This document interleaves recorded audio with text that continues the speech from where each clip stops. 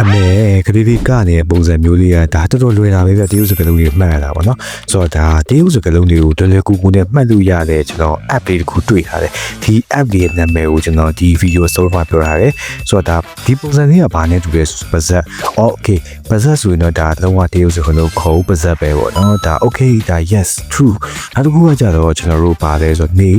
ဆိုရင်တော့ကျွန်တော်တို့အမြင်မှာကျွန်တော်စမ်းကြည့်တယ်မင်းမလှမ်းကြည့်နေလုံးလေးပေါ့ okay ဒါဆိုရင်တော့ကျွန်တော်နေလို့ဒါသတ်မှတ်လို့ရတယ်အဲ့ဒီကကြောင့်ခလေးဆိုရင်တော့တိတာပါတယ်ပေါ့နော်အရန်တိတာတယ်နော် okay ဒါနောက်တစ်ခုကြောင့်ငါပေါ့နော် wall ဆိုရင်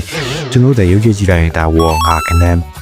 ဒါမျိုးဒါညီဆိုရင်ကြတာငှက်လေးပုံစံမျိုးပေါ့နော်ကြောက်တော်လေးမှထိုင်တဲ့ငှက်လေးပုံစံမျိုး okay ဒါတော်လေးကိုလွှဲနေပြီလို့ပြောလို့ရ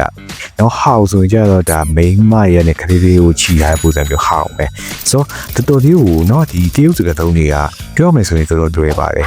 နော်ဆိုတော့ဒီမှာ